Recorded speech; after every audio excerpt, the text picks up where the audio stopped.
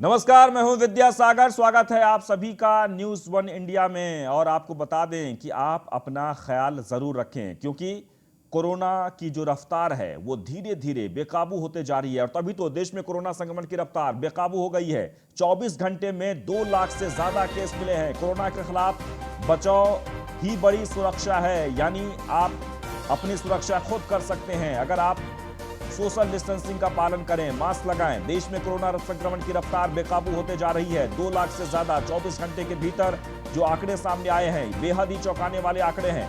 एक बार आपको फिर से बता दें कि कोरोना को लेकर कई राज्यों में अलर्ट जारी कर दिया गया है। दिल्ली में भी वीकेंड कर्फ्यू लगा दिया गया है। लेकिन जो रफ्तार है वो धीरे धीरे बढ़ती जा रही है और 24 घंटे के भीतर लगभग 2 लाख से ज्यादा मरीज कोरोना के मिले हैं। और बहुत ही चिंताजनक बात है, सारे अस्पताल में बेड्स लगभग फुल हो गए हैं। हालांकि बेड्स की जो उपलब्धता है लगातार बढ़ाई जा रही है अलग अलग राज्यों में, लेकिन कोरोना के खिलाफ बचाव ही बड़ी सुरक्षा है। यानी कि आप अपने आप को सुरक्षित रखें, अपने आप का बचाव करें। और इसके लिए सरकार लगातार सख्ती भी बरत रही है। 24 घंटे में 2 लाख से ज्यादा केस मिले हैं, लेकिन फिर भी लोग समझ नहीं रहे हैं। लोग भीड़ भाड़ वाले इलाके में जा रहे हैं। गाइडलाइंस जो जारी किया गया है, गाइडलाइंस का फॉलो नहीं किया जाता और आखिरकार ये जो रफ्तार है ये कम होने के बजाय लगातार बढ़ती जा रही है। 24 घंटे में 2 लाख से ज्यादा केस मिले हैं। कोरोना के खिलाफ बचाव ही बड़ी सुरक्षा है। एक बार आपको फिर से बता दें, न्यूज़ वन इंडिया लगातार आगाह कर रहा है कि आप सुरक्षित रहें। और हम सीधे चलते हैं मुंबई, जहां पर अभिनेता दीपक तिजोरी इस वक्त हमारे साथ जुड़ गए हैं। दीपक जी, बहुत बहुत स्वागत है न्यूज़ वन इंडिया में। कोरोना को लेकर पूरे देश में हाहाकार मचा हुआ है। मुंबई की जहां तक बात कर ली जाए तो सबसे ज्यादा महाराष्ट्र की स्थिति खराब है। खासकर अभिनेताओं की इंडस्ट्री की अगर बात कर ली जाए तो क्या स्थिति है? आप लोग किस तरीके से जनता को, लोगों को आप आगाह कर रहे हैं? जी नमस्कार। जी नमस्कार। मैं एक्चुअली में समझता हूं कि यहाँ लोगों को इस बात का ज्ञान देना बहुत जरूरी है कि ये जो डर लोगों में बैठा हुआ है, जो खौफ है कि वैक्सीन नहीं लेना चाहिए, वैक्सीन से शायद नुकसान होगा, कुछ तकलीफें आती हैं, कुछ साइड इफेक्ट्स होते हैं। पर इन ए सिंपल वे में अगर कहना चाहूँ, लोगों तक ये बात पहुंचाना चाहूँ कि वैक्सीन बहुत ही जरूरी चीज है। वैक्सीन कोई जादुई पुड़िया नहीं है।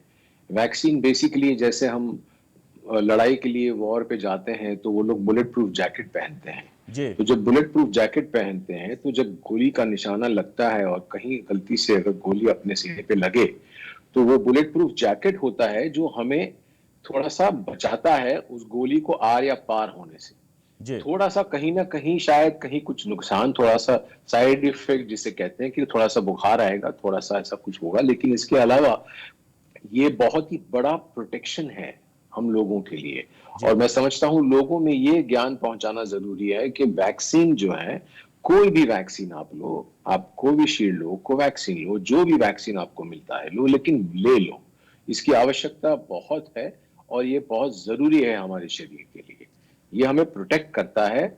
हमें कम से कम ये है कि वैक्सीन लेने के बाद जो आप पर वायरस का अगर अटैक होता है तो वो आपको अस्पताल नहीं जाने की जरूरत पड़ेगी, आपकी मौत डेफिनेटली बचाएगी, उसमें मौत नहीं हो पाएगी। तो ये चीजें अगर आप लोगों को समझ में आ जाए तो आप प्लीज आप थोड़ा सा इस पे गौर करें बिल्कुल। और उसके दीपक लिए जी, आप। जी, लगातार जो वैक्सीनेशन का कार्य चल रहा है और सभी सेंटर्स पर अब लोगों की भीड़ भी दिख रही है। लोगों में ये इस बात की लेकर जागरूकता आई है। आप लोगों ने भी वैक्सीन जी शायद लगवा ली होंगी। और मुंबई, महाराष्ट्र, सब जगहों पर वैक्सीनेशन का कार्य चल रहा है। लेकिन जो सबसे जो महत्वपूर्ण है ये कि कई डॉक्टर्स भी ऐसे हैं जिन्होंने वैक्सीन लेने के बाद भी कोरोना अटैक आया है। यानी हमें सबसे ज़्यादा जो इस वक्त अपने आप को बचाना है वो ये है कि हमें भीड़ भाड़ इलाके में नहीं जाना है। लॉकडाउन यानी गाइडलाइंस का जो पालन करने के लिए सरकार ने कहा है, उस गाइडलाइंस का पालन बहुत जरूरी है, जो लोगों के चेहरे पर नहीं दिख रहा है। जी बिल्कुल, वही मैं कहना चाह रहा हूं कि आपने अगर बुलेट प्रूफ जैकेट पहन लिया तो इसका जी मतलब नहीं कि आप बेधड़ाक किसी दुश्मन टेरिटरी में चले जाएं और आप पे गोली का वार होगा तो आपको लगेगा नहीं, ऐसा तो नहीं है। तो ये बेसिकली वही काम करता है कि आपको लेने के बाद, वैक्सीन लेने के बाद भी उन चीजों से आपको परे रखना है अपने आप को। जो गाइडलाइंस है उसको फॉलो जरूर करना है। यही फर्क है कि अगर आप बिना वैक्सीन के अगर आप किसी से संपर्क में आते हैं तो उसका प्रभाव आप पर बुरा पड़ सकता है, आपको अस्पताल ले जा सकता है, आपको बहुत ज्यादा तकलीफ में डाल सकता है। लेकिन कम से कम एक वैक्सीन होने से जी आप अगर किसी ऐसे व्यक्ति से संपर्क में आते हो जो कैरियर है, जो एसिम्प्टोमेटिक भी होगा और शायद कैरियर होगा, लेकिन जब वो वायरस आपके शरीर में कोशिश करेगा अंदर जाने की, तो आपके एंटीबॉडीज जो ऑलरेडी फॉर्म हो चुके हैं बिकॉज ऑफ द वैक्सीन, वो उनसे लड़ेंगे। बिकॉज एक बार वैक्सीन लेने के बाद वो ऑलरेडी प्रिपेयर्ड है जी कि अगर ऐसा कोई कीटाणु और ऐसा कोई वायरस हमारे शरीर में आएगा तो वो उससे लड़ेगा, वो उसके साथ में उस हद तक लड़ेगा कि वो उसको खत्म भी कर सकता है, वो बिल्कुल उसको बिल्कुल। लेकिन आगे फैलने नहीं देगा। जी जी लेकिन जहां तक करोड़ों लोग इस वक्त जो है वैक्सीन लिए हैं, लगा रहे हैं, आपने भी जो वैक्सीन ली है, तो मैं चाहता हूं कि आप जरा उस अनुभव को शेयर करें। उसके बाद क्या हुआ था, आपने क्या अनुभव किया था? जो लोग अगर डर रहे होंगे, जो जागरूकता के अभाव में जो सोच रहे होंगे कि ये इससे गलत इफेक्ट हो सकता है, हालांकि पक्ष हो या विपक्ष हो, सबने अपील की है वैक्सीन को लेकर, अब इसका विरोध नहीं है, सब लोग ले रहे हैं, लेकिन फिर भी अगर किसी के मन में डर हो तो जरा आप अपना अनुभव बताएं उन लोगों को। जी, बिल्कुल। मैं ये भी समझता हूँ कि मुझे एक रिक्वेस्ट और भी करनी है सारे जी सेलिब्रिटीज, सारे नेताओं, सारे जो लोग हैं, जो वैक्सीन लेते हैं, बजाय कि अपनी एक फोटो वैक्सीन लगाते हुए ले रहे हैं, ये दर्शाने के बजाय अगर वो इस तरह से लोगों के सामने वो माहौल जो जो लोगों को पता नहीं है कि वैक्सीन लेते वक्त क्या माहौल होता है, एक डर लोगों में बैठा है, अगर वो उस माहौल का वीडियो बना के डाल दें, बजाय कि अपनी फोटो डालने के, मैं समझता हूँ सेलिब्रिटीज उस चीज को अगर करें तो आई सपोज कि लोगों में उस बात का डेफिनेटली प्रभाव पड़ेगा और वो लोग इत्मीनान से जाएंगे, जी आराम से वहां पे वो जाके वैक्सीन लेंगे। तो आई सपोज कि लोगों में ये ज्ञान देना बहुत जरूरी है। और जहां तक मेरा खुद का पर्सनल सवाल है, मैंने वैक्सीन लिया, वैक्सीन लेने के बाद मैंने भी ऐसी खौफनाक चीजें सुनी थी, और मैंने ये सब सुनने के बाद भी मैंने वैक्सीन इसीलिए लिया क्योंकि मैं काफी कुछ पढ़ चुका था, काफी कुछ समझ चुका था। और मैंने जब वैक्सीन ली तो एग्जैक्टली जैसे कहा गया था बिल्कुल वैसे ही होता, 10-12 घंटे के बाद। क्योंकि हमारे शरीर के सेल्स, हमारी जो बॉडी के सेल्स होते हैं, वो एक वैक्सीन के अंदर आने से जो लड़ाई करते हैं, वो लड़ाई के वक्त, वो लड़ाई के दौरान, जैसे बुखार आता है, जी फ्लू क्या होता है, फ्लू वही होता है। फ्लू हमारे शरीर के अंदर के सेल्स जब कीटाणुओं से लड़ते हैं, जब आउटसाइड बैक्टीरिया, हमने कोई कुछ गलत खा लिया, हमने कुछ गलत ठंडा पी लिया, तो वो हमारे शरीर के अंदर की लड़ाई जो होती है, जिसकी वजह से वो बुखार एक इंडिकेशन होता है कि हमारे शरीर के अंदर तब्दीलियां हो रही है, लड़ाई चल रही है सेल्स के बीच में।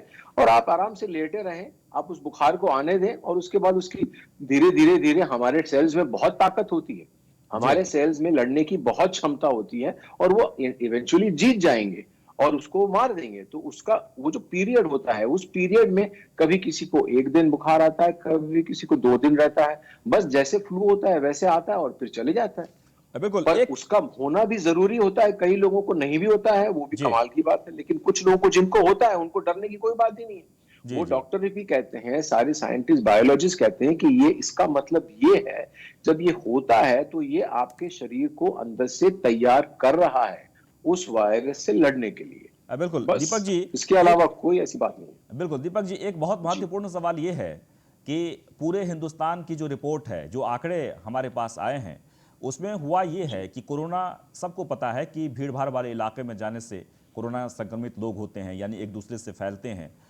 लेकिन अक्सर ये जी। हुआ है कि नेता हो, अभिनेता हो, ब्यूरोक्रेट्स हो, डॉक्टर्स हो, संत हो, महात्मा हो, जितने भी बड़े लोग हैं, लगभग लगभग उसमें 30% 20% लोग ऐसे हैं जो कोरोना संक्रमित पाए गए हैं। लेकिन इसके बावजूद भी जो ज्ञानी लोग हैं, जो पढ़े लिखे लोग हैं, वो सबसे ज़्यादा गाइडलाइंस का उल्लंघन करते हैं। और आप देखिए आंकड़ों के हिसाब से जो कमज़ोर तबके के लोग हैं, जो मजदूर वर्ग के लोग हैं, वो कम संक्रमित हो रहे हैं, और जो ज़्यादा समझदार हैं, पढ़े लिखे लोग हैं, वो ज़्यादा हो रहे हैं। क्यों ये इस बात को समझ, जिससे हम प्रेरणा लेते हैं, जो हमें समझाने की कोशिश करते हैं, वो खुद नहीं समझ रहे हैं? क्या क्या वजह है ये? मैं तो बहुत ही सिंपल भाषा में कहूंगा कि जो नीचे तबके के लोग हैं, उनकी इम्यूनिटी, क्योंकि वो अपनी जो इम्यूनिटी है इतनी मेहनत करके उन्होंने अपनी जिंदगी को इतना स्ट्रांग बना दिया है जी। कि उनके इंटरनल सिस्टम भी, उनकी इम्यूनिटी, जो पढ़े लिखे और समझदार लोग हैं, जो कभी डाइट करते हैं, कभी ये खाऊंगा वो नहीं खाऊंगा, इन चीजों से परहेज करना, ये सारी चीजों में पड़े रहते हैं, जिसकी वजह से उनकी इम्यूनिटी कहीं ना कहीं गड़बड़ हुई है। और जिसकी वजह से आप देखते हैं, यही देखते हैं कि जो हार्डकोर वर्कर्स हैं, जो हार्डकोर लेबरर्स हैं, उनमें बिल्कुल बहुत कम मात्रा में ये लोग जो है वो कोविड से जो है उलझे हुए हैं। बाकी जितने भी लोग हैं, समझदार लोग हैं, वो लोग सोचते हैं कि हाँ, हमने दवाई खा ली है, हमने ये कर लिया है, हमने वैक्सीन ले लिया है, तो हम तो बिल्कुल अब प्रोटेक्टेड है, तो हम बेधड़क उस एरिया में चले जाएं। यही तो एक प्रॉब्लम है। ये नहीं करना चाहिए, चाहे वो किसी भी के हों, उनको बिल्कुल इस गाइडलाइन को फॉलो करना ही है, क्योंकि किसी की इम्यूनिटी, ये नहीं है कि आप एक बहुत ही स्ट्रांग मस्कुलर आदमी हैं या बॉडी बिल्डर हैं तो जी। आपकी इम्यूनिटी इतनी स्ट्रांग होगी जितनी आप बाहर से दिख रहे हैं। एक बहुत ही कमजोर दिखने वाला इंसान की इम्यूनिटी बहुत ही बड़े बॉडी बिल्डर से भी ज्यादा स्ट्रांग हो सकती है। जी। तो ये चीज को आप समझें। इस चीज का मतलब ये नहीं है कि आप, क्योंकि आप बहुत ही पढ़े लिखे और ज्ञानी हैं और आप जो है वो हमेशा इतना जॉगिंग करते हैं, रनिंग करते हैं, आप एक्सरसाइज रेगुलरली करते हैं, इसका मतलब ये नहीं कि आपको वो वायरस अटैक नहीं करेगा। अगर आप गाइडलाइंस फॉलो नहीं करेंगे तो वो डेफिनेटली होगा ही जी। होगा, आपको भी वो अटैक करेगा। बिल्कुल। इस वक्त महाराष्ट्र की स्थिति बहुत ही खराब है और उद्धव ठाकरे जी ने जो लगातार ऐलान कर रहे हैं, लगातार कोशिशें हो रही है वहाँ पर संक्रमण को रोकने के लिए, जो रफ्तार है उसे रोकने के लिए रोज़ाना वहाँ पर हज़ारों के तादाद में कोरोना संक्रमित पाए जा रहे हैं। क्योंकि आप फिल्म इंडस्ट्री में हैं, आपके लोगों, आपकी बातों जी का एक प्रभाव है, आपको लोग सुनना चाहते हैं, आप जो कहते हैं वो एक संदेश के तौर पर होता है। तो इस वक्त आप क्या कहना चाहेंगे? जी, देखिए, यही चीज समझाने के लिए मैंने अपने सोशल मीडिया पे मैंने एक वीडियो बना के, जब हम लोग शूटिंग कर रहे थे जी। इन दिनों में बिफोर द लॉकडाउन, तो मैंने पूरा वीडियो बना के डाला था कि हम लोग भी वहां पे 100-200 लोग इकट्ठे हुए हैं, जी। हम लोग भी शूटिंग कर रहे हैं, लेकिन हम लोग पूरे गाइडलाइंस के साथ कर रहे हैं। सारे हम लोग जो है मास्क पहन के हैं। अगर आप वीडियो को देखें तो आपको दिखेगा कि एक्टर्स सारे सिर्फ शॉट के वक्त जो है हम लोग मास्क निकालते हैं।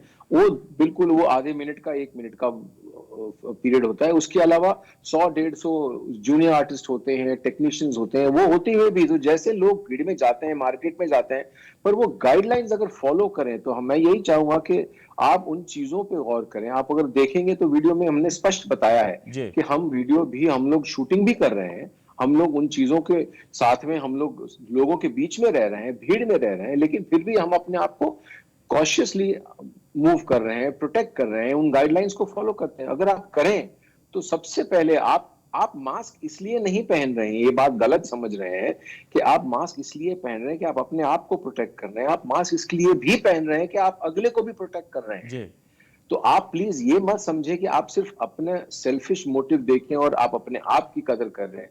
आप लोगों के लिए वैक्सीन लें। आप वैक्सीन इसलिए ना लें सिर्फ कि आप अपने आप को बचाएं, बल्कि आप वैक्सीन इसलिए भी लें कि आप लोगों को बचाएं, आप इस चीज को फैलाने से बचाएं। जी। बिल्कुल, निश्चित तौर पर। दीपक जी, एक और महत्वपूर्ण है, 2020 में जब कोरोना का अटैक आया था तो हर एक आदमी यहाँ, यानी कि 130 करोड़ की आबादी है हिंदुस्तान की, और वो आखिरी पायदान तक आप कह सकते हैं कि जो व्यक्ति हैं वो भी सतर्क हो गए थे और बहुत ही सुरक्षित रहना अपने आप को पसंद कर रहे थे कोरोना से बचने के लिए। आखिर क्या वजह है कि जो दूसरी जो लहर आई है कोरोना की, उस लहर में लाखों करोड़ों लोग पॉजिटिव हो रहे हैं, फिर भी चेहरे पर किसी को खौफ नहीं है, लोग दिनचर्या में लगे हुए हैं, उनको कोई डर नहीं है? जी, कई लोग तो शुरू में ये हाल था कि कई लोग तो इस बात पर विश्वास नहीं कर रहे थे कि कोरोना जैसी कोई बीमारी भी है, और हालांकि कभी अभी भी कुछ लोग ऐसे हैं जो बेधड़क घूमते हैं और इस चीज में विश्वास नहीं रखते हैं। जी। लेकिन अनफॉर्चुनेटली अब उनको तो हम लोग सीख नहीं दे सकते, बल्कि उनको यही है कि जब खुद पे पड़ेगी तब अकल आएगी। वो वाली बात है उन लोगों के लिए। बाकी जो जनता है उनके लिए डेफिनेटली यही एक चीज है कि पहले जब वेव आया था, पहले जब बातें हुई थी, तो वो खौफ, क्योंकि उस टाइम पे पेशेंट्स वगैरह जो हैं वो बहुत ज्यादा सीरियस, और इनको वेंटिलेटर्स पे चढ़ाना और उनकी ब्रीदिंग की तकलीफ होना, और उन सब वीडियोस को देखकर खौफ ज्यादा बढ़ गया था। लेकिन जो सेकंड वेव आया है उसमें, हालांकि क्योंकि लोगों को इस बात की समझ है कि हमें क्या चीज करनी चाहिए, कौन सी दवाई लेनी चाहिए, तो मुझे लगता है कि कई हद तक कई लोगों ने अपने आप को उस तरह से प्रोटेक्ट किया हुआ है, प्रिपेयर किया हुआ है, जिसकी वजह से हम जरूर डेफिनेटली हम लोग केसेस बढ़े हैं, हम लोगों की जो है वो संख्या बढ़ी है, लेकिन जो वीडियोज और जो बुरी हालत पेशेंट्स की थी उसमें कहीं कहीं पे ऑब्वियसली कहीं कहीं तो वीडियोस आए हैं, जी। लेकिन कहीं कहीं उनको दिमाग में ये बैठ गया है कि इतनी बुरी हालत नहीं होगी, हम बच जाएंगे, हमें वेंटिलेटर मिल जाएगा, हमें ऑक्सीजन मिल जाएगा, हमें बेड्स मिल जाएंगे, लेकिन वो 130 करोड़ के लिए हम लोग तैयार नहीं है। जी। तो वो बात समझनी जरूरी है कि हाँ मिल तो जरूर जाएगा, सारी चीजें गवर्नमेंट कर रही है, सारे डॉक्टर्स फ्रंट लाइन में लड़ रहे हैं, सारे लोग मेहनत कर रहे हैं, लेकिन ये जरूरी नहीं है कि आपको बेड उस वक्त मिलेगा जिस वक्त आपको बहुत जरूरी होगा। तो ये बात को उनको समझाना जरूरी है कि प्लीज आप ये समझें कि हाँ आएगा कोरोना, आपको बीमारी आएगी और चली भी जाएगी, आप बच सकते हैं, लेकिन अगर आप जैसे एक साथ में 1 करोड़ लोग अगर हो गए और उनके लिए कहां से तैयारियां होगी, उनके लिए कहां से बेड मिलेंगे, तो इस बात को समझकर इस गाइडलाइन को फॉलो करें। जी। चलिए, बहुत बहुत शुक्रिया हमसे जुड़ने के लिए और कोरोना को लेकर लगातार लोगों को आगाह करने के लिए।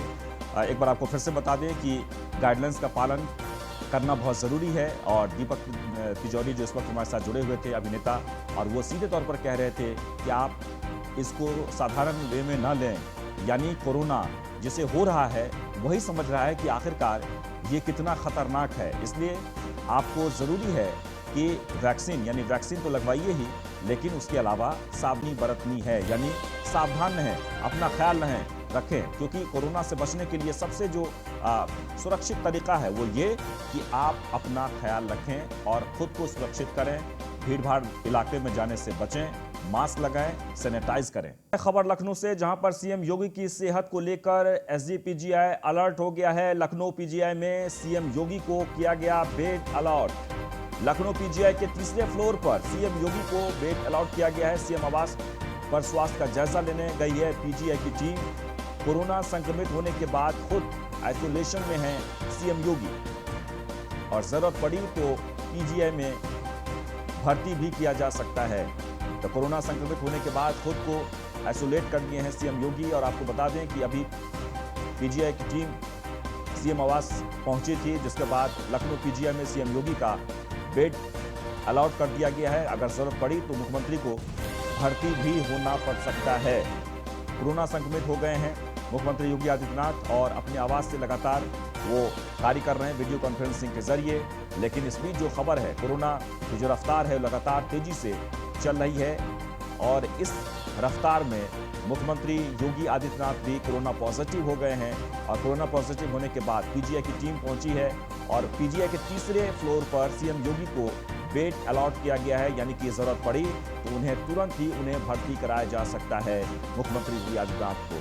तो कोरोना संक्रमित होने के बाद खुद को आइसोलेट कर लिए हैं मुख्यमंत्री योगी आदित्यनाथ और सेहत को लेकर लगातार डॉक्टरों की टीम ध्यान रख रही है, जांच कर रही है और जरूरत पड़ी तो उन्हें पीजीआई के तीसरे फ्लोर पर भर्ती भी, यानी कि बेड अलॉट कर दिया गया है, उन्हें कभी भी भर्ती किया जा सकता है अगर जरूरत पड़ी तो।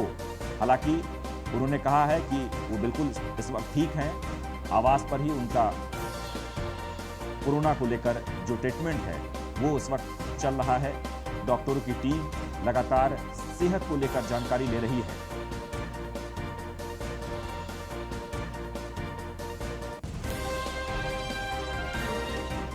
सीएम योगी की सेहत को लेकर एसजीपीजीआई अलर्ट।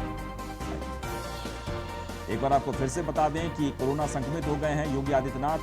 पीजीआई में सीएम योगी को बेड अलॉट कर दिया गया है। तीसरे फ्लोर पर सीएम योगी को बेड अलॉट किया गया है और जरूरत पड़ी तो उन्हें भर्ती भी किया जा सकता है। सीएम आवास पर स्वास्थ्य का जायजा लेने गई है पीजीआई की टीम और कहा यह गया है कि अगर जरूरत पड़ेगी तो मुख्यमंत्री को भर्ती भी किया जा सकता है। और आदित्य द्विवेदी जी जुड़ गए इस वक्त हमारे साथ फोन लाइन। आदित्य जी, हम आपसे जानना चाहेंगे, मुख्यमंत्री कोरोना संक्रमित हो गए हैं, खुद ही आवास पर आइसोलेट कर दिए गए हैं, यानी कि हो गए हैं। अब सवाल यह है कि पीजीआई की टीम वहां पर पहुंच रही है, जरूरत पड़ी तो उन्हें भर्ती भी किया जा सकता है, क्या ऐसी संभावना है? वो डॉक्टरों की सलाह पर हैं इस समय, और डॉक्टरों की सलाह पर ही वो इस समय मुख्यमंत्री आवास में अपने आप को उन्होंने क्वारंटीन किया हुआ है। लेकिन एहतियातन किसी भी स्थिति से निपटने के लिए पीजीआई ने 3rd फ्लोर पर 2 नंबर बेड प्राइवेट बेड को जो है रिजर्व किया हुआ है कि अगर ऐसी कोई स्थिति बनती है कि मुख्यमंत्री की तबीयत अचानक बिगड़ रही है या कुछ ऐसा लगता है कि नहीं उन्हें एडवांस इलाज की आवश्यकता है, तो इस स्थिति में मुख्यमंत्री को पीजीआई ले जाया जाएगा। इसकी सारी व्यवस्थाएं पीजीआई प्रशासन ने कर रखी हैं। जी जी। लेकिन डॉक्टरों की टीम इस वक्त क्या कह रही है? देखिए, डॉक्टरों की एक स्पेशल टीम पीजीआई से लगातार मुख्यमंत्री योगी आदित्यनाथ की देखरेख कर रही है। उन्हीं की देखरेख में मुख्यमंत्री योगी आदित्यनाथ मुख्यमंत्री आवास में क्वारंटीन है और प्रॉपर जो गाइडलाइन होती है, जो एक दवाएं चलती हैं किसी भी पेशेंट को, वो प्रॉपर उनको दी जा रही है, जिसमें दिन में 2 बार काढ़ा भी दिया जा रहा है और हर आधे घंटे में गर्म पानी का सेवन करना है। साथ में जो दवाएं हैं, जरूरी दवाएं, वो तो चल ही रही हैं। जी बिल्कुल। चलिए, बहुत बहुत शुक्रिया। तो खबर ये है कि लगातार पीजीआई की जो टीम है वो सीएम की हेल्थ को लेकर सजग हैं, उनके देखरेख में इलाज चल रहा है और ज़रूरत पड़ी तो उन्हें भर्ती भी किया जा सकता है और इसके लिए एहतियात के तौर पर पीजीआई में 2nd फ्लोर पर उनके लिए बेड भी अलॉट किया गया है।